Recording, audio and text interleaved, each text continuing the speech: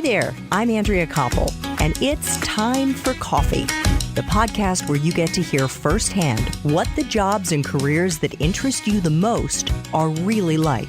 Hey there, Java junkies. Welcome back to another episode of T4C. If you're interested in learning more about how to earn a great salary as a freelancer who writes, then this is the episode for you, because my next guest is only in his mid-30s and he's earning 7 figures a year as a freelance direct response copywriter and entrepreneur. And he has taught thousands of people just like you how to do it too. In fact, it's part of his global mission to positively impact 1 billion people in the next 10 years. But before I introduce you to Stefan Georgi, I want to make sure that you've signed up for the Java Junkies Journal. That's Time for Coffee's newsletter that is chock-a-block with career advice, insights, and inspiration that I've gathered from the hundreds of amazing professionals like Stefan that I've interviewed over the years in dozens of different industries. Just head over to the Time for Coffee website at time4coffee.org to sign up. Now, my drip coffee connoisseurs and copywriting lovers, please grab your mug and take a chug of your favorite caffeinated beverage, because it's time for another caffeinated career conversation. And my guest is master copywriter Stefan Georgi, who's considered by many to be the very best, as in the number one copywriter in the world. Since 2012, when Stefan broke into this field, he's helped his clients earn a whopping $700 million in sales. And he's actually developed a step-by-step methodology to help you level up your direct response copywriting. And it's called the RMBC method, which we're going to be digging into in just a few minutes. So stay tuned if you want to learn how Stefan went from getting paid $149 for the very first direct response letter he wrote to an astonishing $50,000 a letter today. Stefan is also the host of a terrific podcast called The Road to a Billion. Now you know why it's called Road to a Billion. It's a call-in radio style show podcast where he answers your questions on mindset, business ownership, scaling funnels, copywriting, freelancing, and pretty much whatever else you want. By the way, one of the best parts about copywriting is that it is a freelancer's dream. It's a field that's growing despite the unbelievable economic downturn due to the coronavirus. And it's something that you can also learn to do while you're online, stuck at home, on one of Stefan's courses. So if you're interested in learning how to break into this field, check out the show notes for this episode to see if Stefan's Espresso Shots episode has already dropped. That's where we dig into it. We're also going to include a link to Stefan's various courses, such as the Copy Accelerator that he co-founded with another copywriting beast, Justin Goff. And by the way, in this episode, we're going to learn a whole lot more about what direct response copywriting actually is and how to become successful in this field and maybe even in life. Stefan, welcome to Time for Coffee. Are you caffeinated and ready to go? I am caffeinated, and I am just so happy to be here. Thank you for having me. Well, I am so excited to have this opportunity, and I wanted to let you know that I succumbed to the Stefan Georgi copywriting magic after we did our Espresso Shots interview. As a matter of fact, I went because you had accepted my invitation to join your mailing list. Thank you very much. And in it, you plant the seed, you give us a taste of the RMBC method. And so I started reading that. And the next thing I know, Stefan, I am forking over just shy of $1,000 to buy your course. So I am proof positive that what you do works. And now I'm so excited to dig into it with you. We're going to share, of course, with our viewers and our listeners. But I just wanted to let you know, man, the shit you write works. Well, I appreciate you letting me know. I did actually see, I got the email alert for, new customer, and I saw your name and I was like, oh, that's awesome. And yeah, it's crazy how it turns out that copywriting stuff can be effective. But yeah, I'm stoked you got it. I think you're gonna love it, and I'm excited to talk about today as well. Oh my God. Well, I've also had so much fun preparing to do this interview and watching the fantastic docuseries that you and Jude Charles, who's actually a documentarian and who I interviewed on the show, made with you. He directed it. And it takes viewers behind the scenes in your life. I mean, it's your personal life with you and your wife, Laura, and your daughter, Eden, and then your work life. And it gets more into, especially in part 3, what is driving you? Like, not just to be the best copywriter, but like you want to be a really good human. Yeah, absolutely. I think that the two go hand in hand. And I believe in, I don't know, karma and what goes around comes around and all that. And I just found, like, a couple years ago, I decided to start putting myself out there more and being more public, because I'd had success with various, copywriting, obviously. And then I started different businesses that grew to 7 and 8 figures. And one of them did over 100 million in a year and all this stuff. And so I had cool vanity metrics and stuff like that, but I decided to kind of share more and be more public. And I was very hesitant to do that because there's a whole issue of, like, am I doing this for ego? Am I, just like, am I a narcissist for sharing? Like, you get kind of, it's hard. At least it was for me, it was. And I'm kind of introverted. I've done, like, this personality test, and I'm the most extroverted of all the introverts, but I am still an introvert. And so, just to put myself out there was tough. But what I found is that as I began to really share stuff, it was helping people. And that the more people that I helped, the better I felt. And the more pleasure I got, the more enjoyment I got, even selfishly. And I realized that even, we'll talk about freelancing and mentorship and things of that nature, but like when I helping somebody to go from a job that they hated to freelance copywriting, and then they're making more than they made at their job, but they're doing it on their own terms and they have more freedom. Those kinds of things got me way more excited than, getting paid $50,000 or having a business do $10 million or 30, whatever. I just was kind of surprised by that, because even, like making, I love making money. I'm not I'm still a capitalist. You're not a communist. Yeah. I'm not a communist. Yeah. But it was like, that is cool. But yeah, just helping people, making an impact just was the feeling you get addicted to that feeling. And so, yeah, I just want to make the world a better place. And I truly want to make a positive impact on the lives of as many people as possible. Hopefully 1 billion people over the next 10 years. That's the goal. Well, I feel super unambitious because my mission at Time for Coffee is to empower 1 million, not billion, but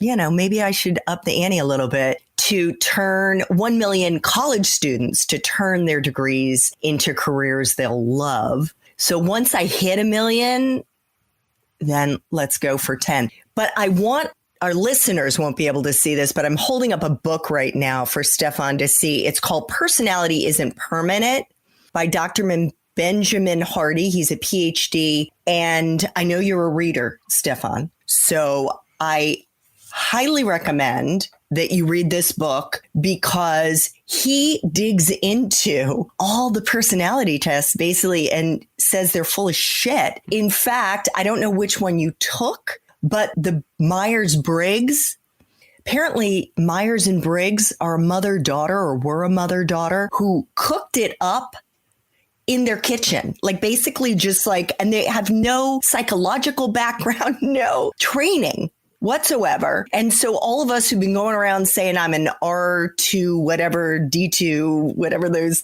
letters mean, it's like not really relevant. And you can change your personality. So that is really what he's getting at.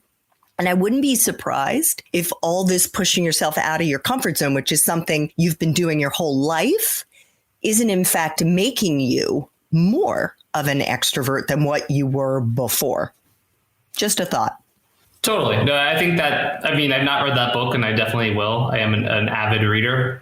I agree. I think whenever if you talk to somebody and they immediately, it's like, I'm an INTJ, what blah, you're like, okay, like, cool. I've done all of them pretty much. And I did the 16 personalities one is a popular one now because it's free. And I mean, I felt like it was fairly accurate in a lot of stuff and how it described me, at least now, right? So maybe it's some of them are helpful as a snapshot of like your current state. But I totally agree. I mean, I'm huge on personal growth and development and changing. And I don't like the idea of anything being particularly static. I like dynamic things, including with your personality. And yeah, to your point, I mean, over the last couple of years, I remember the first time I spoke on stage at an event, and I'm a fast talker anyway. Like for me, I'm intentionally talking pretty slow for me right now. And I don't know if it's been that slow, but I remember the first time it was like, 1,000 words a minute, and very, uncomfortable. And now it's like, you can put me on a stage in front of like 1,000 people and I'm just like, hey, everyone, right? Like you get better and better because you get used to it. And so, I do think you change. Absolutely.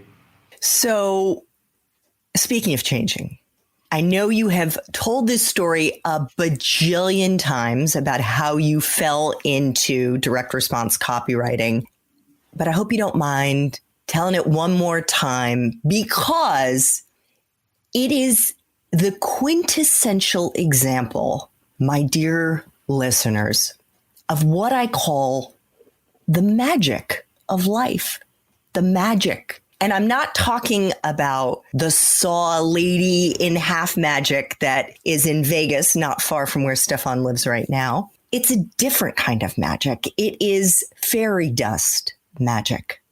And what I mean by that is you can't predict it. You can't like plan it out. You're not like following a recipe for how to have a successful life, how to do this, because there is no recipe you can follow.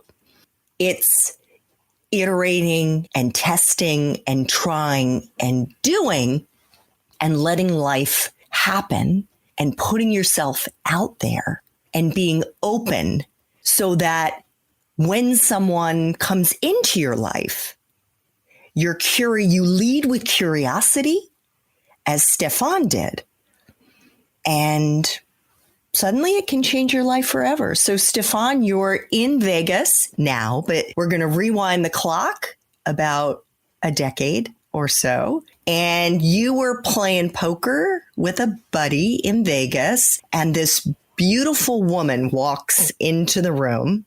And what happens next?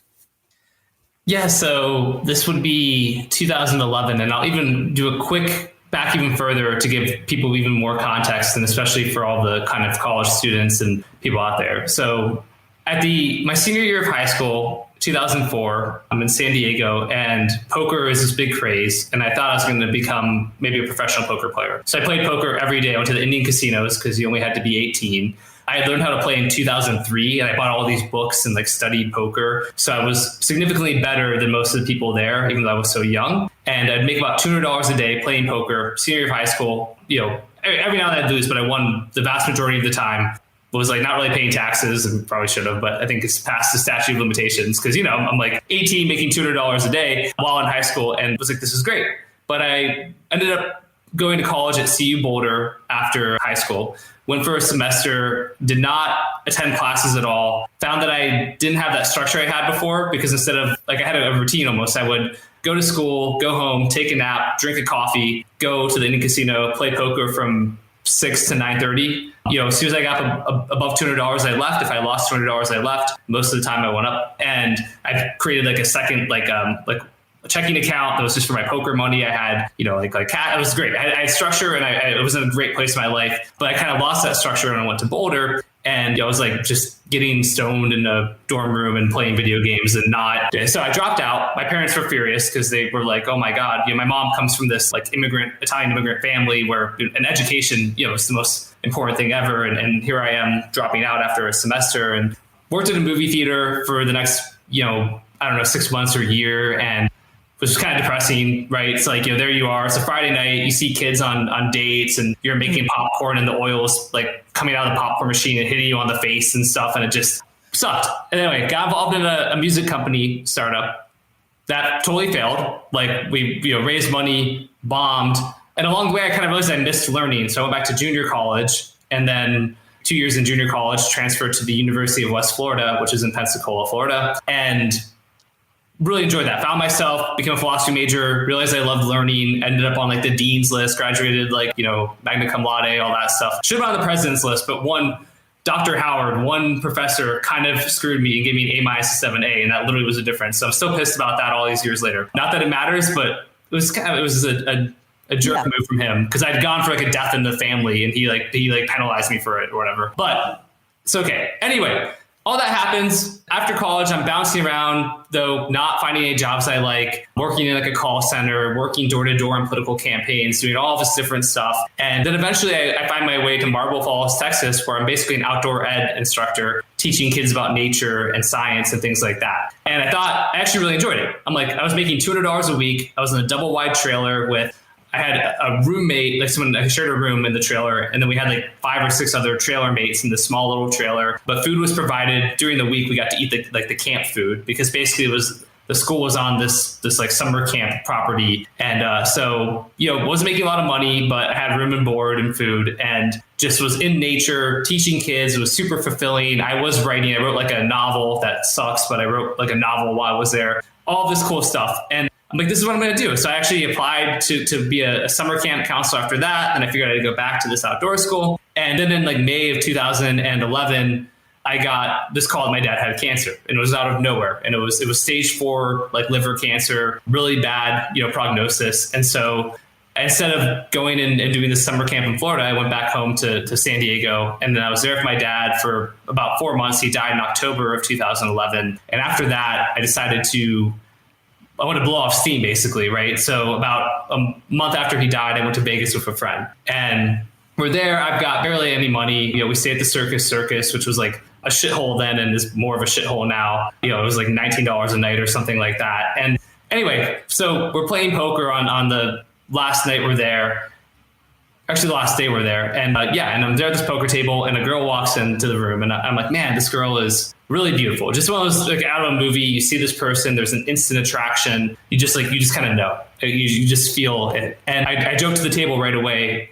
I was like, I hope she gets seated at our table, because in a poker room, you don't get to go in and just walk up to a table. You go see like a host, and then you tell the host what game you want to play, and they look at what tables have open seats, and they're trying to keep the tables balanced. And so they'll tell you what table to go to. And this was like, poker was still pretty big at this point. There were probably, honestly, 40 or 50 active tables. So, even though I noticed this girl, the chances of her being seated at my table were pretty like slim, right? It's like 1 in 40, 1 in 50, whatever it is, but she did. And which was amazing. And so we're sitting there playing poker. I'm just trying to focus on poker, but I keep looking at her kind of. And somebody at the table asked her, for whatever reason, I didn't know how it came up. They're like, what do you do for a living? And she said, I'm a writer. And I wanted to talk to her. So I'm like, I like to write, so this is my opportunity. So I'm like, oh, what kind of writer? And she said, I'm a copywriter. And then I was like, wow, copywriting, that is so cool. And I pulled out my iPhone 1 or whatever I had, and I put it under the poker table. I'm Googling what's a copywriter, because I had no idea. And I love it. That was my intro, kind of my intro to copywriting. I didn't 100% understand what I had read on Google, but it was enough like, okay, she writes ads kind of. So that's how I discovered copywriting. So there's more to the story. We'll get to that in a minute. But to give our listeners and our viewers a little bit of a palate cleanser here in the middle of this, of this love story, what are these sales letters, the copywriting that direct response copywriters are producing? What are they? I know we all see them many times, but just to kind of clarify things for our listeners and our viewers. Yeah, absolutely. So a copywriter is essentially a writer of ads, but there's all types of ads. There's TV ads, there's radio ads, there's newspaper ads, and there's online ads. And then online, there's, Facebook advertisements, there's native advertisements. So again, if you're on weather.com or Forbes and you see the sponsored content and it's, Tommy Chong says throw out your CBD or whatever it is, and you click on it, and then you go to like a little kind of page that sort of feels like an article. It says advertorial up at the top or something like that. Somebody wrote that. That's copy. The ad was copy. The advertorial is copy. And then you end up on a web page where there's either like a video where you're pressing the button and there's like this hour-long video, or it could be a really long kind of letter. And it's like telling you a story. It's making big promises and promising to solve your pain points and solutions. And so that's like a sales letter, whether it's a video sales letter or a text sales letter. It's really like a script, like an infomercial script. And sometimes, again, if it's a written one, then it's just like a long formatted letter to the prospective customer.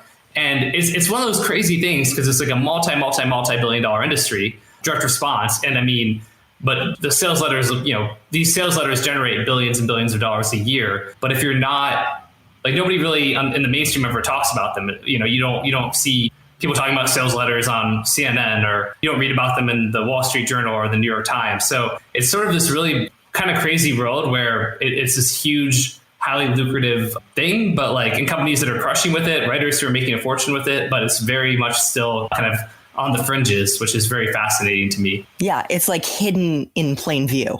Yeah, because to your point, just real quick, I mean, I can't tell you how many times, like I've talked to a friend and they're like, oh, my grandparents, like we talked about Dr. Gundry during the espresso shots. And, it's like one of my best friends, his grandparents, he's at their house and they have like Vital Reds from Dr. Gundry. They're like, oh, there's this doctor and he made this discovery. And like they're telling my friend and he's like, like, this is our whole world. Like, yeah, like I know all about this. And they're like, well, I wrote the copy that probably got them to buy it. Yeah, it's so interesting to me. But it's like a lot of our parents or us or whoever have bought from these types of things before, but we don't kind of realize it almost in a way. So who is responsible, Stefan, for those little teaser ads that you'll see at the bottom of different websites, like all those little boxes, and it says like, learn why eyeballs cure cancer, or why, squid is the most romantic of all fishes, or who does that?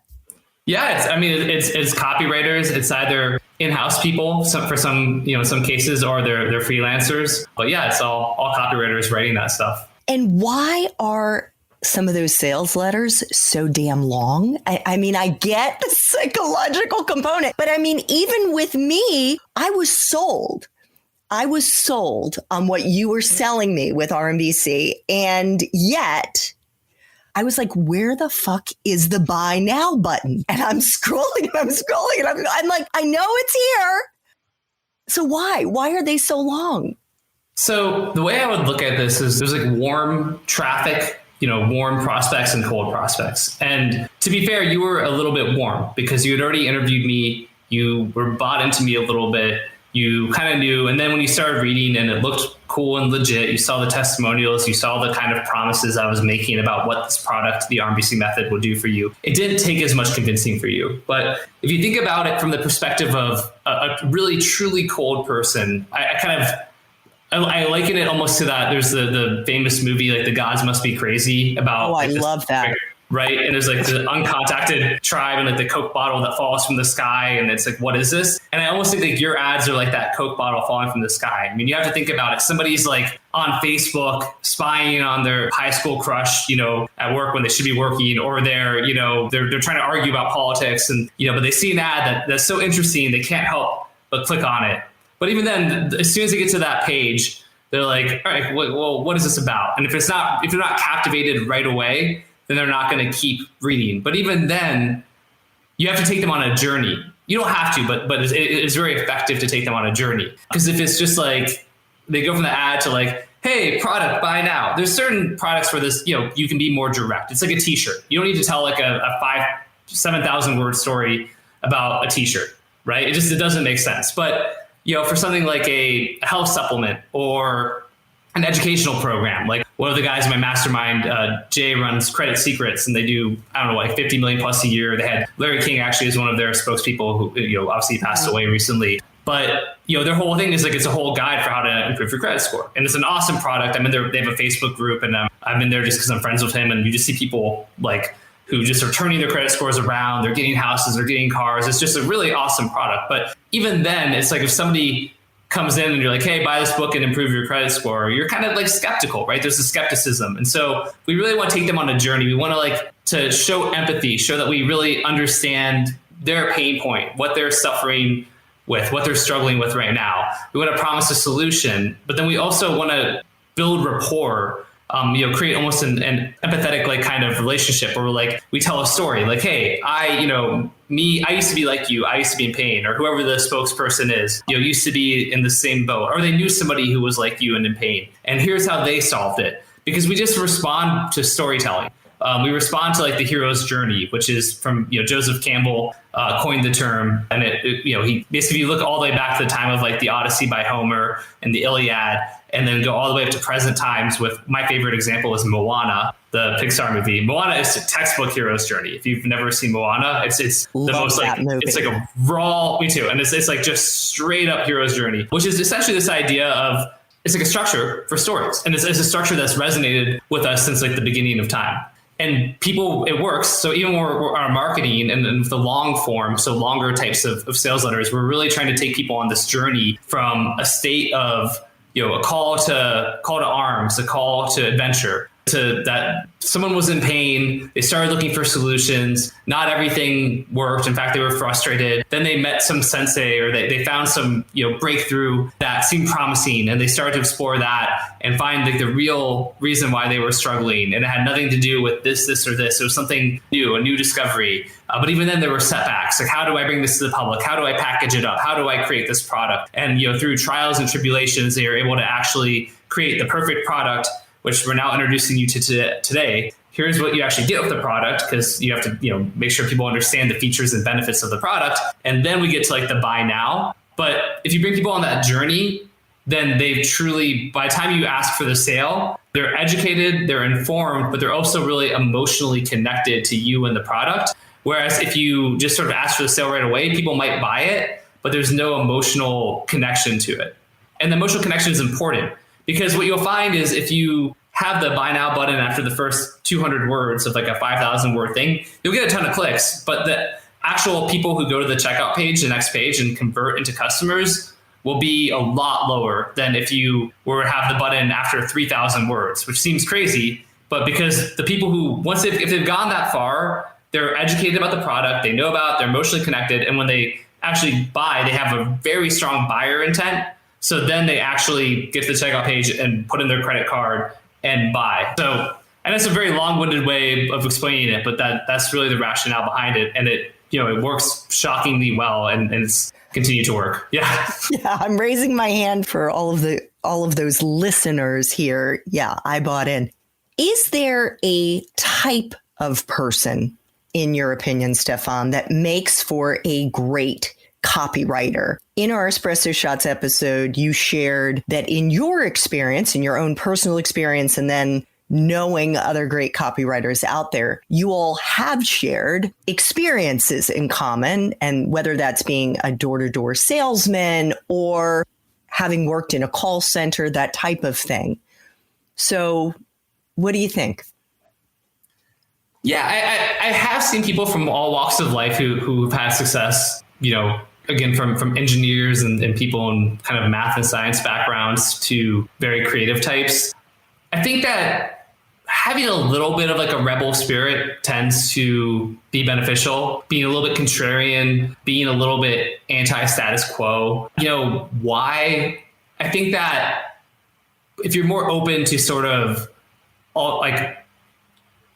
you're a better storyteller, I guess, right? If you just if every time you see a boilerplate explanation of something in this world and you say, okay, that, tends to not be that's not great from a copy perspective. But if you really pry deeper, if you want to know the truth, if you want to get kind of gritty little details, those sorts of things, and you can then translate that into writing, that tends to give you a leg up, because a lot of great writing is in the details as well. It's finding the things that other people overlook. For me, if I'm doing research for a product, and I love going down rabbit holes, and I've done this so many times where you see, maybe you're on Wikipedia just reading about an ingredient for a health supplement, and there's some throwaway line about this happened for one where it was this a female German scientist in the 1930s who basically looked at a plant-based insulin. So I was for a blood sugar supplement. We weren't trying to say you can replace insulin or anything like that, but basically I saw this mention of this and I'm like, well, who the hell is this scientist? Like there's like a throwaway line, but I clicked on it and there's this woman who was like one of like the first like tenured female scientists in like Germany in the 1920s. And she fled during like the Nazi, regime. And then she was like overseas, but then after she ended up like publishing over 250 scientific papers and like she did all this incredible reading. So then I used a bunch of that stuff in the story I told, right? But it was like a throwaway line in this Wikipedia entry about something. If I hadn't clicked on it, I wouldn't have gotten this incredible story. So I think, having curiosity and wanting to kind of go deeper. And I think that's really important. I know I kind of said two things. The contrarian, because I don't know, it just seems like rebels tend to be good copywriters. So there's some kind of like streak of kind of counterculture and within copy. But also then the other part of it is having curiosity and wanting to learn, like loving to learn. Love it. Love it. So you've already kind of given us an example of the research piece, but can you break down for us what makes really good DR copy? Yeah, there's definitely, several elements to it. I mean, one is doing the research for sure, because and going a little bit deep, like the two things I talk about in the RMBC method and just in general is I love going to forums and I love looking at Amazon reviews. Forums, I'm sorry, like forums being like just like web forums, kind of like if you look at like chat, they're like chat groups almost, like there's like conversation threads, kind of like Reddit actually would almost count. But if you sort of look at like discussion groups, right, but online, and if they exist for pretty much anything you're going to write for, whether it's like real estate or health and fitness or investing, there's like a forum for everything. And if you go there and see these discussion threads and kind of like these like rooms, right, where people are talking, you just find it's like where your target market is hanging out. And then they're discussing the issues that you're trying to help them solve. They're sharing the solutions that they've already tried, and they're talking about what they like and don't like about those solutions. They're sharing, and everyone overshares. I mean, the big thing with the reason I like forums and kind of online like chat, discussion groups is because nobody gives a straightforward answer. Like my favorite example, and this is kind of when I realized how valuable forums are, is we have two cats, and one of our cats had some health issue. This is like, years ago. And like I Googled like, I don't know what it is, like cat, like poop green or whatever it was, right? I don't like, and I got to this like forum, but like what you found is all these cat people, it wasn't just like, oh yeah, it's probably your cat's digestion, like they just digested the food too fast, right? That's like probably what it was. But it was like, I have two cats. My Fluffy is 7 and a real rascal, while, like Buttons is only 3 and is an adventurous scamp. But like sometimes when I come home, like Fluffy's doing this and Buttons is doing that. And I've spent all this money on all these toys. Fluffy's favorite toy is this. And they're just going on and on and on. At the very end, there's like, oh, and by the way, yeah, probably digestion issues. But like the people just overshare like crazy. And so if I'm really trying to understand my market and I have all these people oversharing, but again, weight loss, people are telling their stories, their struggles, their hopes, their dreams, their frustrations, their failures, their like everything. Investing. Why am I investing? I want a better life. Like when I grew up poor and then, now I have a job, but I just never feel like it's enough. And I've got this pressure. I mean, people are just sharing so much. So I love going to forums and I love I actually will copy and paste interesting kind of nuggets from those forums and put them into a different document, because then when I'm writing copy, I can be like, hey, does it ever feel like paste? And I'm literally like stealing my prospect's language and then repeating it back to them. And if you want to talk about building rapport and connection, it's like I'm talking to them in their own words, like their actual own words. It's almost unfair. It's almost a little bit maniacal, but it's to a good end, which is hopefully you're writing for great clients and incredible products, and you're trying to get them into people's hands so that it can help change their lives. So, yeah. So actually on that, because you are pulling from like the thread that is about that particular topic, and you're pulling from a real person's voice, how do you know that one person's perspective will resonate with hundreds or thousands of others? Yeah, that's a great question. So I'll go through a lot of the forum kind of discussions and threads, and I look for the commonalities. So really that's two things. So one is like, okay, if when you go in there and you can see a list of all of the posts, right? There's like all the different discussion threads, and you can usually sort by replies. So once I do my replies, you'll see which threads have the most engagement. And that's generally a sign. So if somebody, because if you do it by views, you might find that would actually be a great ad. If it's like, my weight loss horror story, like why I want to give up. And that might have, 10,000 views, but then there's only 1 or 2 replies. And you're like, well, that could be an interesting ad. Like, hey, my weight loss horror story, why I want to give up. And you're like, cool, now I've got an ad. But that doesn't mean that necessarily the actual content, the actual posting wasn't something that really got people triggered and engaged and involved. But if you go to replies and you see that something maybe has 3,000 views, but 300 replies, you're like, oh, okay, this seems to really resonate with everybody on this forum. And then as you go through and people are just saying the same thing in different language, but they're saying it like again and again and again. And there's these commonalities that are happening both within people's replies in the single thread, but also if the same topic keeps coming up again and again and again and in different forums. That's generally the kind of litmus test where you see, okay, the market is continuously talking about this. This keeps coming up. So now I know that this is something that, has a very high probability of resonating with, my target market when I write this sales copy. Got it. Thank you for that. So can you kind of on the flip side of things, talk about what is the most common mistake that new copywriters tend to make so that we can prevent that from happening? I think that it is trying to talk to the brain first instead of the heart. I think with good copy, you speak to the heart first and the brain second. Another way of looking at that is that you speak emotionally and then you go to logic. I think that the mistake people make when writing is beyond being too formal, because they feel like they're trying to write like a school paper, which you're not, right? You should be extremely conversational.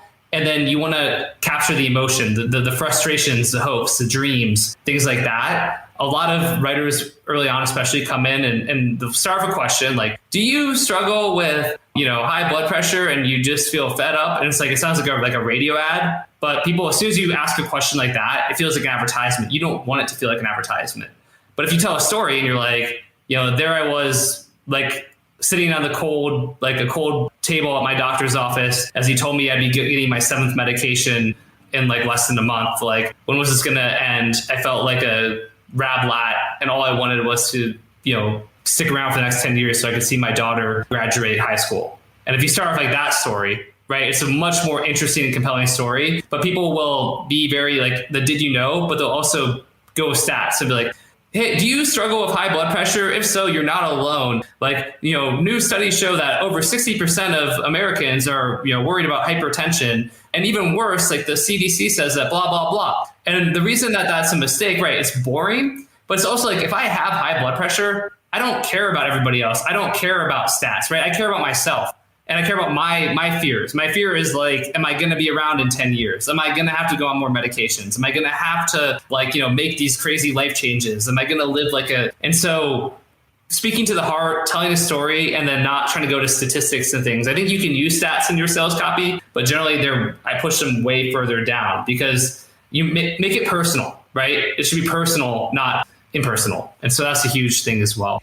So let's get into the RMBC methodology. We've already talked about the research, which is super, super important, which is the R. Right. What is the MBC part of this methodology, which is all about streamlining the copywriting process? And there was a reason that you had to create this whole process in the first place.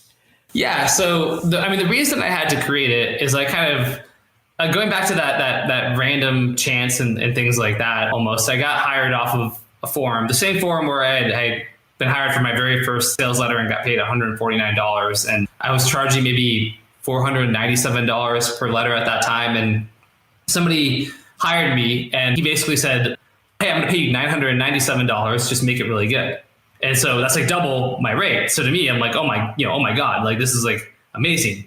So I worked really hard on it. And he also was like, by the way, and if you want to talk about it and you need help like developing your ideas and stuff like that, here's my Skype. We can talk on Skype or whatever. And honestly, like when clients do that, a lot of times you're like today I don't really want that most of the time because it can feel like they're trying to micromanage or it's more work. But I'm like, this guy just paid me double what anybody has ever paid me before, so I should probably do it. And the guy ended up being really helpful. He helped me to kind of learn a lot about copywriting. What I wrote for him did really well. And then he ended up going to a company in the survival space. So they were doing like stuff for like preppers, like do-it-yourself home aquaponics, where you create like, a garden and there's like a fish tank and the water from the fish tank goes to the garden and then the soil filters through the water, which goes back to the fish tank. And it was this really cool product. They did tens of millions of dollars selling this guide for how to build your own home aquaponics system. And so I was writing for them and it was really fun. And he ended up leaving that company and going into like the alternative health space. So guides on how to naturally manage your blood sugar, how to lose weight without pills, all this kind of stuff. And because we had a relationship, he was like, you want to come along? And I did. But the crazy thing was this guy he was really a believer in that good copy is pretty formulaic. That, he's like, if you look at the structure of all of these kind of sales letters, they sort of all have the same structure and it shouldn't really be that hard. So, I think you probably write like a sales letter a day. And if you know what most people in the A-list high level people, copywriters, it's like 4 to 8 weeks normally.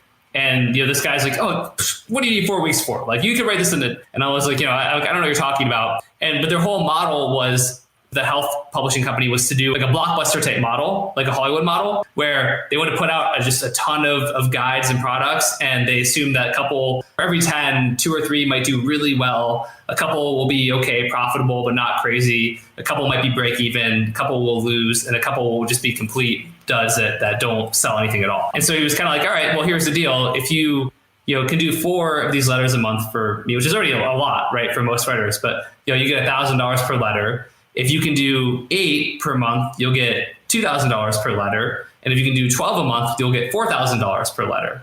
So that's a crazy amount of letters, but suddenly I never made more than, I don't know, maybe $5,000 or $6,000 in a month, and suddenly I have an opportunity to make $48,000 in a single month. Plus there was some other stuff where I could like write emails for them and like all this other stuff. So basically I can make up to like $80,000 in a month. And again, think about that. You were talking about crazy money, crazy, right? Like you're massive, like more than 10xing, like you're like 15xing your income basically, right? And so I was like, oh my God, this is like a life-changing opportunity, of course, and just totally lucky, right? I mean, my copy was good. I was dedicated, focused on becoming the best. I was studying. I was working hard. I put in the work to be in the position for that opportunity, but I also was lucky just to get that opportunity. I mean, who would have known that some guy hiring me off a forum? This is magic. This is the magic that I'm talking about. And we haven't even closed the loop yet on the earlier story, which we will. Yes. Yeah, important we do. So basically I'm like, man, how do I do that? How do I write 12 letters a month? I mean, that's crazy, right? And so that's where I kind of came up with the RMBC method, because I had to create like an assembly line type of process for copywriting. How do I take these pieces and sort of assemble them together? And so I started looking at like, well, what do I do when I'm writing copy already? What seems to work? And the first thing was research. I had to understand my market, where they were at, what they liked about existing products, what they didn't like, what their hopes and dreams were, what their pains were, their victories, their failures. I needed to really get inside their head. And that's so important. That's like 101 for all marketing, right? Not just copywriting. You need to understand on a deep level who you're speaking to, or you're never going to effectively communicate with them. So it was research. And then the next thing I kind of thought about was, okay, and then as I'm selling a product to them, but you've always got to differentiate it. And the same person, this mentor, had kind of talked to me about this idea of unique mechanisms before. And what a unique mechanism is, like the unique way that your product works. That's kind of the way that he had shared it with me. And that's sort of what was already out there. It was like, it's like almost a unique value proposition, unique selling proposition. But the one thing I realized is that what was really helped was looking at the unique mechanism of the actual problem that the prospect is going through, and then looking at the solution. So here's what I mean by that is, like, by the time a prospective customer comes to us, it's very unlikely that they've never tried to solve their problem or their pain point before, right? It's to use a weight loss example, because it's so easy. You sell like a diet supplement or a diet guide, and somebody watches an ad, clicks on it, goes to the page, sees the sales copy. It's very unlikely that person is like, who's in their 40s or 50s or whatever, is like, oh, I've never tried dieting before, but maybe I'll give it a shot, right? Like that's not how it works. It's like they've tried so many things. They've done, they did Atkins in the 90s. They did keto. Maybe they tried paleo. They've tried calorie counting. They've tried fasting. They bought dietary supplements before. They've thought about lap band. They've done so many different things. And so if you're just like, hey, like struggling to lose weight, like new miracle solution helps you lose weight. They're like, go F yourself. Like I've seen it. I've done this dance. I've seen this dance. I've been there, whatever. So what you need to do is be able to show them that the real reason they have not achieved the results that they want yet, the desired outcome, the real reason for their problem is something very unique that nobody's ever told them before. And you do that through additional research on kind of like, hey, what are the real reasons people are struggling to lose weight? And how does this match up with the product and the solution we have? But so, for example, say that, scientists discover that there's a new type of bacteria in the gut, and that this bacteria in the gut helps to control your metabolism, right? And that, as we get older, we have less of this bacteria in our gut, according to Harvard and all these studies that you found through your research. And, because of that, that's one of the issues with metabolism slowing down as we get older. It's probably a kernel of truth to that, but I'm kind of just making this up as a hypothetical example, right? So if you find that, and then you're like, okay, well, what about our product? And the product is, say, a dietary guide, and you look at the ingredients or the recipes and the foods and things like that, and you realize that you find all these studies that say that some of the ingredients that are in these recipes help with that bacteria, help to support the growth of that bacteria in the gut. And you're like, oh, wow, okay, cool. So now I have the mechanism of the problem, which is that, hey, the real reason you've struggled to lose weight is because there's this bacteria in your gut that we never knew about until recently, and it helps to govern your metabolism. And so, but it goes down as you get older. Like that's the problem. Nobody's mentioned this to you before. But here's the good news is you actually can promote the healthy growth of this bacteria, or the growth of this healthy, good bacteria in your gut. And you can do it through just the way you eat. In fact, there's at least 10 foods that help to promote it. Like there's this and this, but we've created a guide that tells you not just what all the foods are, but how to incorporate them into delicious recipes that you can make in 15 minutes at home, even if you suck and you're bad at cooking, so if you suck at cooking, you're bad at cooking, even if you don't have a lot of time, all that, like this is the easiest way. And imagine like what could happen if this, bacteria started to be supported in your gut. Could you potentially start to lose more pounds? Could you feel that your metabolism is speeding up? Well, this is your opportunity, buy now. So that's like the mechanism of the problem. And then the solution, which is, tied into our product, is very logically connected. But I'll pause because I know it's a lot. I know it's a little bit technical maybe, but hopefully it makes sense why that's so important. We need to show them. And again, this can be done for investing. The real reason that you've never, gotten great returns on investing is because of the traditional brokerage model, is designed to only promote these types of stocks. But the reality is that growth stocks are over here and nobody talks about them. And here's 5 growth stocks that can actually help you to, increase your portfolio and create enough of a retirement account. You can do it for anything. I'm curious, have you ever written copy for some product where you felt like what you were selling, you were having to spin the public on, that it really wasn't as good as the amazing copy that you were writing? Yeah, I mean, definitely, especially early on. I think early on, there's times where maybe it's usually not super intentional, but more so maybe you're told one thing by the client and then you sort of, look at it and realize, is this really as great as they think it is? For me, when I do lots of stuff with like health supplements, and today it's like I only work with clients who are making really kind of unique custom formulations with a bunch of like double-blind, randomized, placebo-controlled studies behind them. They usually have doctors and scientists who've helped to formulate them, all this kind of stuff. So I feel really good about, that stuff. But, people have been like, hey, we're selling turmeric. And you're like, okay, turmeric's good. But then it's like this kind of on-demand turmeric, or I did stuff in the CBD space really early on. And CBD is really powerful, can really help people. But most of it's not absorbed in the body unless... the big thing now, CBD is like nano CBD, which is essentially breaking down CBD into these nanoparticles that are easily absorbed into your bloodstream. And I have a couple of friends who are doing those types of things, and they're doing great. But the stories they hear from people are incredible, right? They're benefits for like pain, stress, sleep is better, all of this stuff. And it makes sense because CBD, there's incredible studies behind CBD. But again, the problem is most of the capsules, your body's just basically you're peeing it out and you're not actually absorbing it. So I didn't know that at the time, but then as you start and you realize that now you're like, okay, well, I can't write for a CBD company unless I know that they're doing this nano stuff. And so, it happens. I think the big thing is ultimately it should be on the business owner and the product owner, right? I think if you knowingly know that's a crap product, you have an ethical decision to make. What advice do you have, Stefan, for college students? One of the many reasons I was so excited about doing this interview with you is that they could freelance. They could get into copywriting, maybe even before they graduate, and start earning some money freelancing. Where could they look for jobs right now? Like, I know you went to the Warrior Forum when you were first getting started, but where would you recommend they go if they want to break into this industry? Yeah, for sure. And I will say, I wish I had known about freelancing when I was in college. Honestly, I wish I knew about it when I was 18. And then just a quick note, a couple people in our community, like Ed Ray, who co-hosts The Road to Billion with me, he's 19 now, but he started writing and doing marketing when he was 15. We have a woman in our mastermind, Kimmy Du. She's 16. I don't think she's turned 17 yet. She got a retainer, Jay, who I mentioned with Credit Secrets. She's on a very healthy 5-figure, or at least a mid 4-figure retainer. I think she makes over $10,000 a month. She's 16. I know Ariba Ahmed is in Pakistan. She is trying to go get going through medical school. I think she's 19, and she's making over $10,000 a month.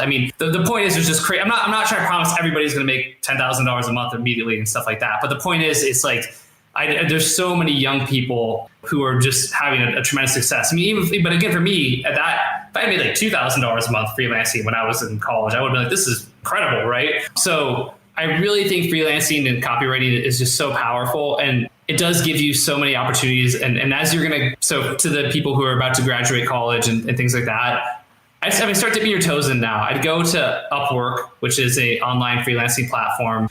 Create a profile. You can watch videos on YouTube or whatever about, hey, how to create a profile on Upwork, how to optimize it, stuff like that. And then, if you're really interested in copy, you can join groups like we have the Justin and Stefan Talk Copy Facebook group. We've got about 7,000 people in it. It's really about copywriting and direct response marketing, but it's also a really awesome community. And an important thing too of copywriting is you almost for sure will feel overwhelmed.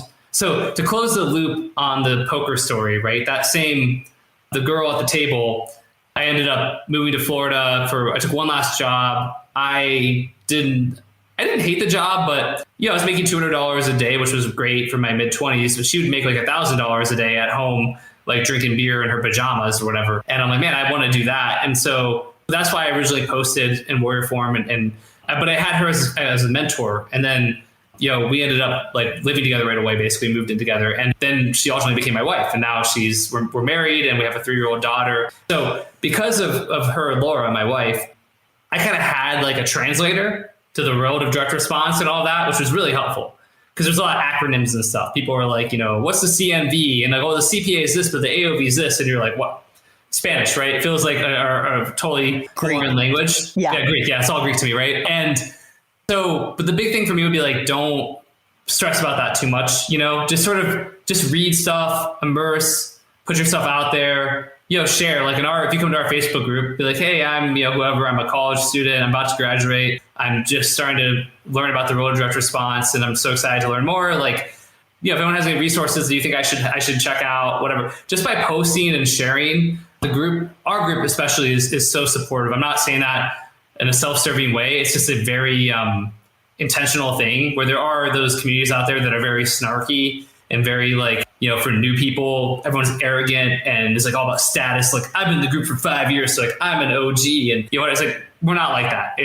We got people from Nigeria, Italy, all over the world, just coming in, India, and everyone's hey, we're so happy to have you here. Here's how can we help you? But the people who post and are active and are part of the community, opportunities come for them every time. And then they get writing opportunities, they get their breaks, they get gigs. So that, and then Upwork is a really proven place. Those are the two places I would look.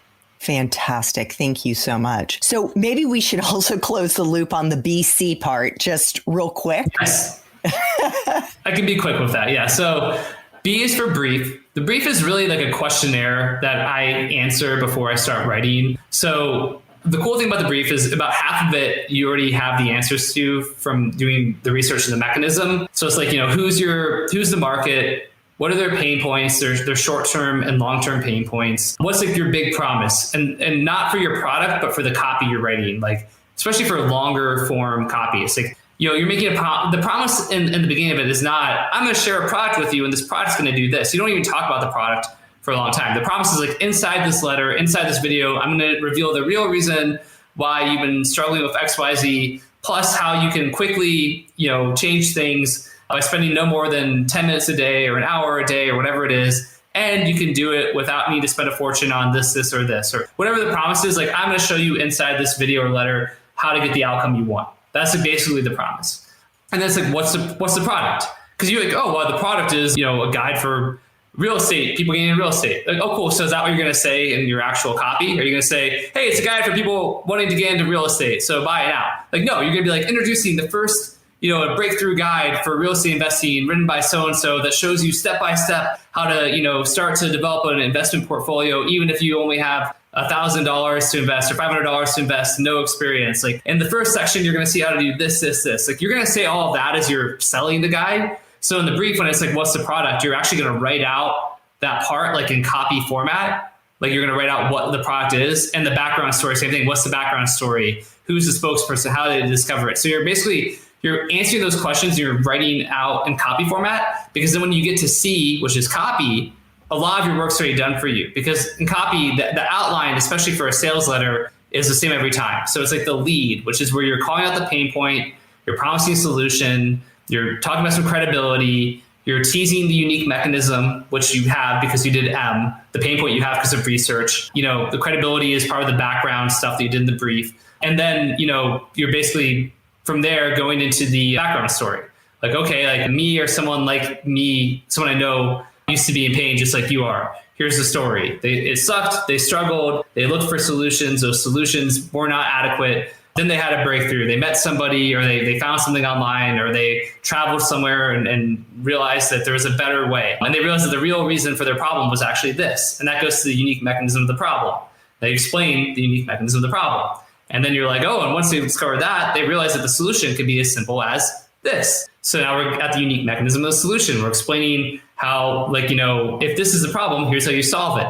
And so after that, we have the product build and reveal. So now that we knew the solution, we had to package it all together. How do I bring this to the public? And so through trial and error, or working with experts, or whatever it is, and eventually we were able to create product, introducing product. And now we get to what's called the close. And the close is where you're like talking about the features and benefits of the product, which again, you wrote in the brief already. You wrote the background story in the brief already. The mechanism of the problem, the solution, you did when you were doing the mechanism part. We already talked about all this stuff in the lead. And then the close is very formulaic. And you're just like, after the product stuff, you're just basically saying like other stuff, there's other options, but they're not as good. You already know that this should cost a ton of money, but it's not going to cost as much as, you think. And the reason why is because I want to get into your hands, or whatever the reason is. So, go ahead and click the button and buy now. And there's a few other little elements. So it's the lead, background story, unique mechanism of the problem, unique mechanism of the solution, product build up and reveal, close, and then you can throw in some FAQs at the end for people who may have missed something. And in my course, RMBC, I give you like 40-point outline, which really paint by numbers. It's like, if you do all these things in this order, it's basically impossible to write a crappy sales letter. I'm not saying it's going to be the best sales letter ever, but it's going to be better than what, the vast majority of people are writing, because you've done the right structure, but it's all based on already having done R, M, and B before. And that's why the system works so well. Awesome. So let's flash back really quickly, Stefan, to when you were in college. As you mentioned, you went to the University of West Florida, and you were a philosophy major, and you graduated in 2010. Did you have any clue what you wanted to do when you graduated? Yeah, kind of, but it's not what I'm doing. I mean, my clue was, I guess my junior year, I decided philosophy majors, the one kind of high-paying thing for a philosophy major, high-paying job, besides becoming a professor and getting tenure and stuff, which I thought about doing because I really did love philosophy, but was become a lawyer. So I studied for the LSAT, took the LSAT, applied to schools, got into a couple, accepted at the University of Miami, their law school. I was already in Northwest Florida, but loved Florida and tropical weather. I love warm weather. Accepted, graduated college and thought I was going to do that. But then the weeks after I graduated, I had this sort of deep, thank God I was a philosophy major, because I had this deep sort of introspective moment.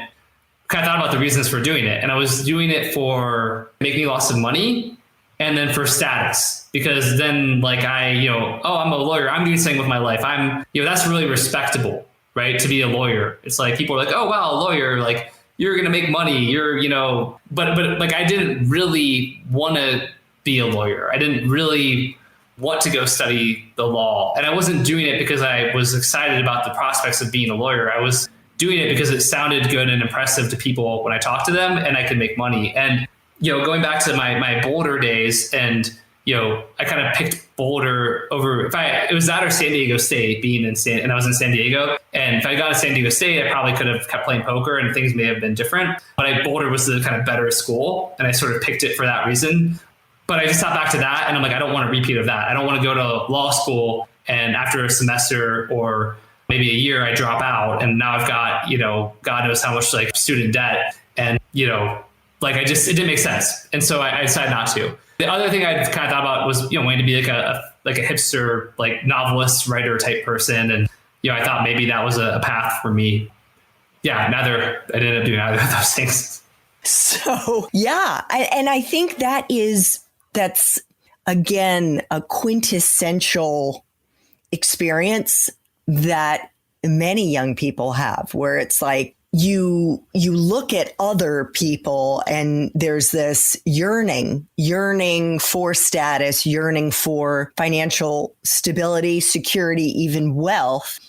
And yet you see the only path, or, you see limitations in your options. And one of many things that I try to teach the students that I work with is that instead of thinking of your major as like the tiny house that you're going to be forced to live in for the rest of your life, it's the foundation of a professional skyscraper that you're building over the course of your life, with each new job and each new career adding a new floor in that skyscraper.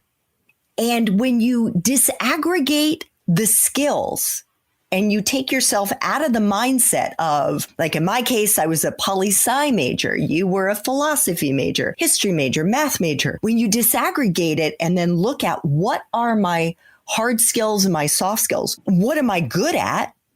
What's my superpower? What Dr. Howard Gardner, the professor of psychology at Harvard University, came up with. He said, forget about the IQ test. The IQ test is too narrow. There are actually 8 different types of intelligences. It's everything from, I'm a great communicator, I'm a great writer, I'm a great dancer or musician or artist, or you start looking at what makes you special, because we all have our superpowers. And then you add that to your interests. And that's the path to go in. That is where you go. So there's a lot more to that, but I think that's just another example of where you fortunately didn't get stuck. You didn't fall into the trap of fear and say, well, oh my God, I don't want to take a risk and not do what is the safer thing to do, go to law school. You leapt into the great unknown. 100%. I love all of that. I have a couple of thoughts. I mean, one is it's hard, like you said, to not fall into the kind of comparison trap. And it's even harder today with Instagram and social media, and everybody is presenting their most idealized version of their life to everyone else all the time. It's like we're putting on a front constantly, right? But the comparison trap just can it be motivating on some level? Sure, right? Being oh, wow, this person has nice stuff. I want nice stuff. Okay, sure.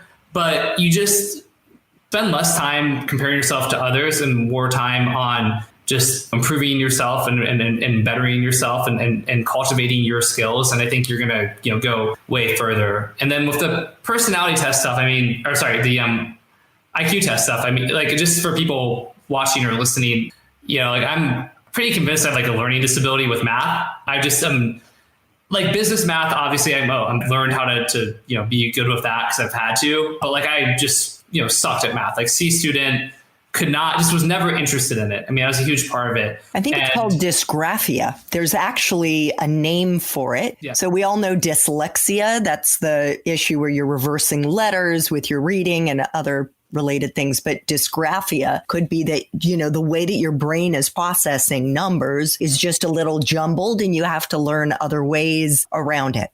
That sounds right, honestly. And maybe I could, I at some point in my life, I kind of want to figure that out just for purely from an enjoyment, intellectual challenge type of way. But I mean, my LSAT is out of like 180. I got like a 160, which is pretty good, but it was basically all on the basically not the logic games. Logic games I just tanked on because logic games is the most mathematical kind of part. And I just always have sucked at logic games. And, if I took an IQ test, I've only taken one time recently because my friend was like, oh, I bet you get a really high score. And I was a little bit drunk when I took it, honestly. And so I got like an okay. It was definitely better than average, but it was nothing like outstanding. And I would bet if I did that again today, I wouldn't get that high of a score on my IQ test, right? My IQ is it's above average, but it's not like, it's nothing in the top, even 10% even.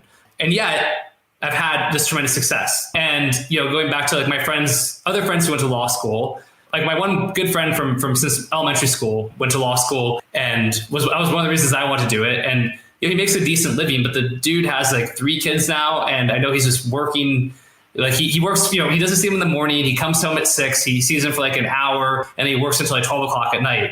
And he barely ever sees his kids. And he's tired all the time. And he's making money, but it's like, damn, that, is not a life I would have wanted. I'm so thankful that I didn't try to follow this for status, So yeah, I just want to share that stuff. And the last note, I mean, whatever your major is, and you go get a job somewhere, and then what's going to happen is you're going to meet people in other departments and who are in other roles, and they're doing other things, and you're going to find some of that interesting. And then someone like a manager or somebody's going to be like, hey, can you help with this one thing? Or does anybody want to help? And you're going to be like, oh, okay, I'll help with that. And then you're going to find out you're actually pretty good at it, and you're going to do more of it. And then probably 2 or 3 years or a year or whatever from when you started in that job, you're going to be doing something entirely different anyways, most of the time, right? And that happens all the time. And there's other opportunities. And then you realize, oh, I actually really like this and I'm good at it. And then you're going to leave that job and go somewhere else. Or you get hired for that skill that you learned on the job anyway, that had nothing to do with your major. Or, again, the skills from your major will have helped you along the path, but like that happens all of the time. So you just it's just not static. You don't leave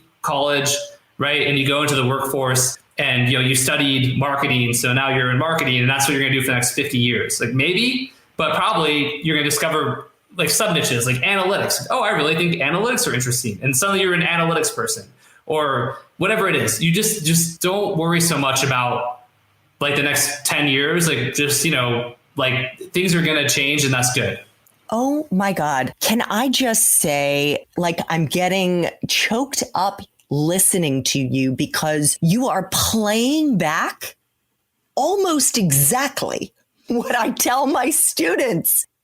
I actually wrote a post about this on LinkedIn recently in which I said, don't think about your career as if you were a chef following a recipe, like you're making lasagna.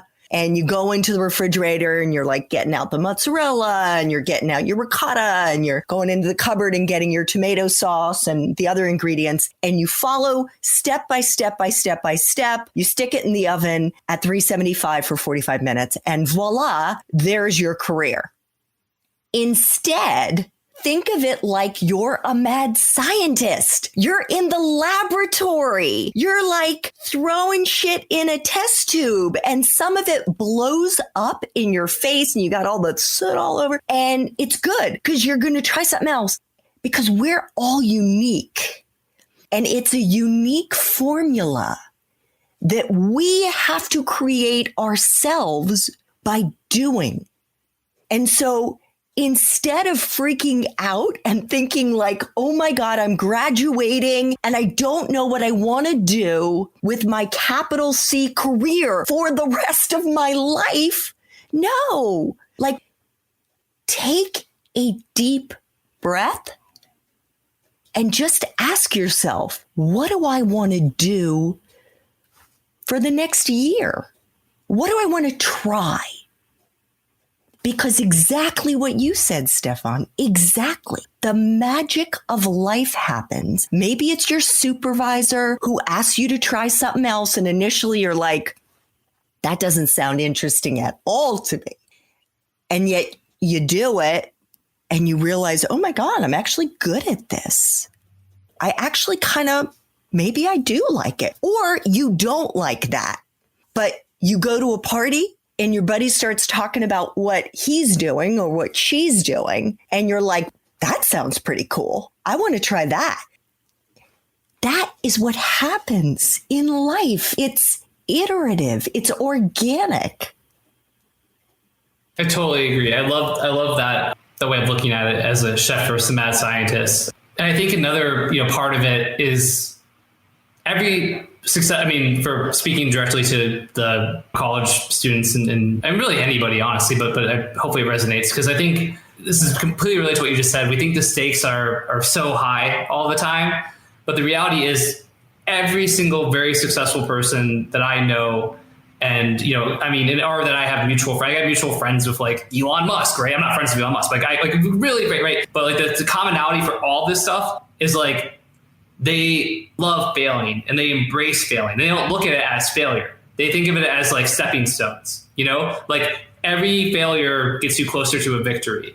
Like, and without failures, you can't have those wins. You've got to you've got to go through the losses to get to the win. And again, if you look at it like giving up on something after a year, and you think, I'm a failure, I gave up, or this wasn't the right thing, and you beat yourself up about it, no upside comes from it. But if you're like, oh, that's amazing, I can check that off the list, don't like that, now I can move on to something new, right? Like going back to a scientist, right? If science worked where like every hypothesis you had was just like borne out and was correct, then like, we would already be, I don't know what, flying around the entire, galaxy, if not universe. But that's not how it works. It's like you have to go through all of the failed experiments to, find that eureka moment, the moment where the test tube lights up gold. And so, be okay with that. It's totally fine. You're supposed to fail. Again, the most successful people fail constantly and they love it. They're like, this is so great that I failed. I know I've learned.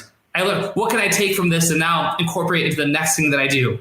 That is the way you need to look at your life and your career and everything else. And if you do that, you will be light years ahead of all the other people who let short-term quote unquote failures define them. And like, don't be that person.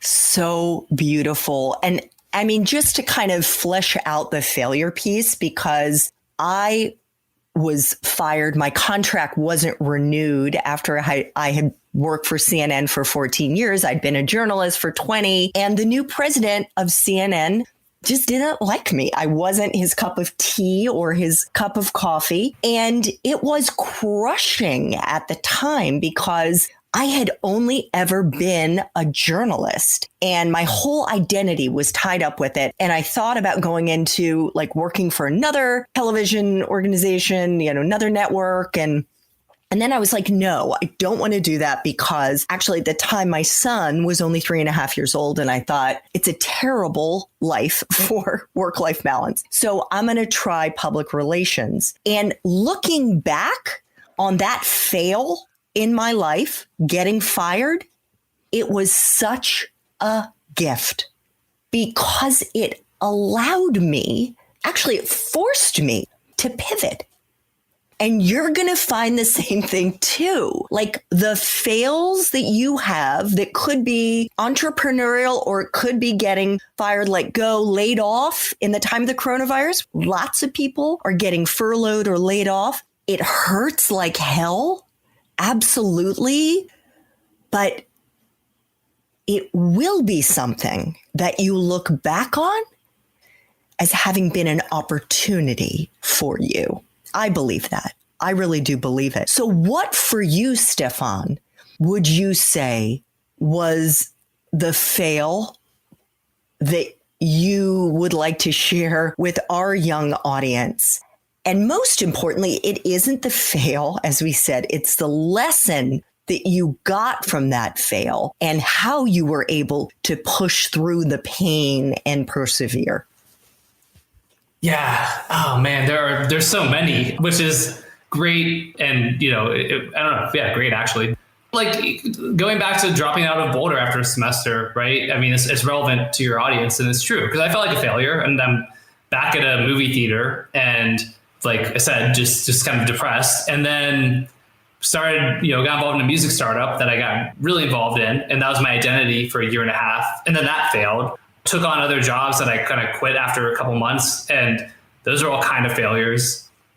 Yeah, I mean, but like each failure again was a stepping stone, and without those failures, I wouldn't have ultimately gotten to where I am today. And then in more modern times with business, I started an agency, like a marketing agency in 2000, I think it was 18, that actually I was looking at tax returns. So like it did like 7 million in the first year in revenue, and you're like, wow, awesome. But I made all these mistakes. The model actually sucked, and I didn't realize it at the time. And then all of 2019 was basically me trying to make stuff right for clients where we had dropped the ball and screwed up and all these sorts of things. That felt like a failure. I felt like I was stuck in this agency that I hated for a year, but I didn't give up on people. I basically made sure that what we found is like we were really good at some parts of the business, but not so good at other parts of the business. And so, people not every client was happy. We got success for some clients, but some we probably overpromised and underdelivered. And I could have been like, tough stuff there, but they'd given us a lot of money. And so I then had to figure out how to actually get them an ROI. Like my goal was that every single person got an ROI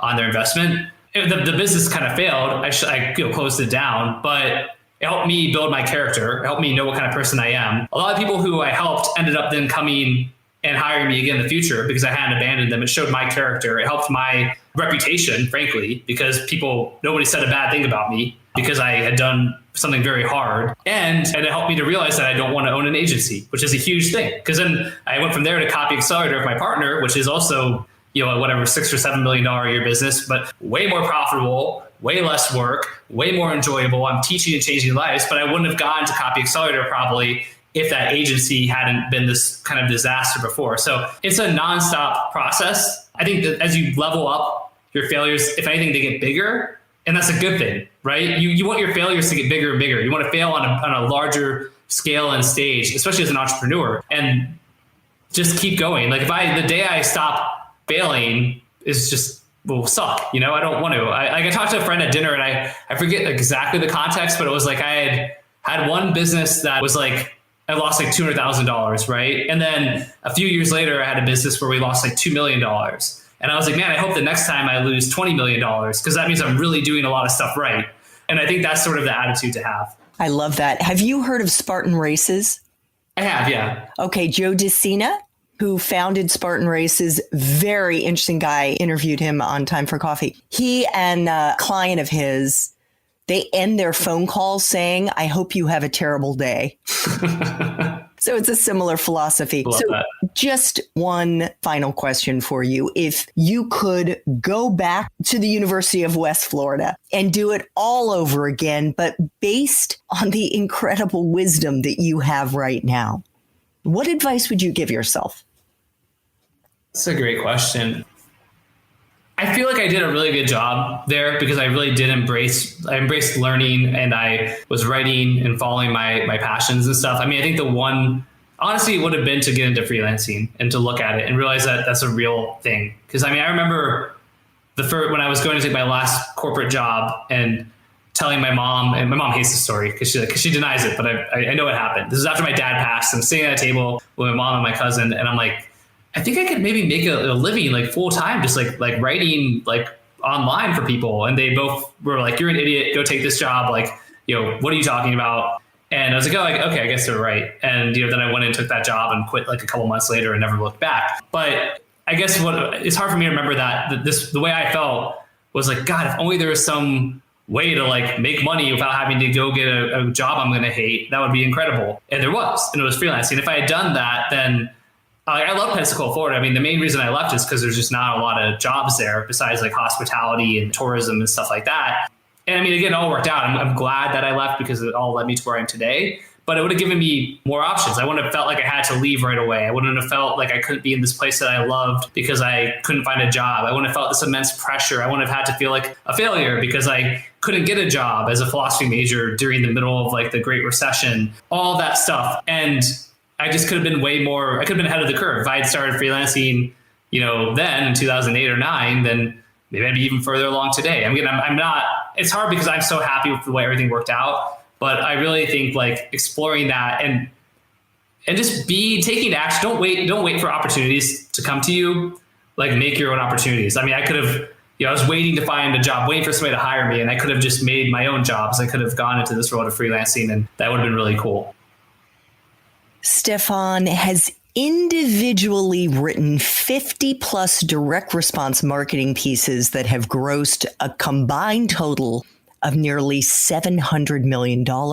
As we've alluded to, he's also created a company that generated over $120 million in revenue for one single client in its first year. He's built a health and wellness company that's grossed over $23 million in a single year. And he's a minority owner in a sports agency with players in the NFL and Major League Baseball. He's also the host of The Road to a Billion, which is a call-in radio show podcast, which you should check out. We'll have a link in show notes. And of course, he is the founder of the amazing RMBC method. Again, link in show notes. Stefan, thank you so much for making time for coffee today with me and the T4C community. This was off the charts. Thank you so much.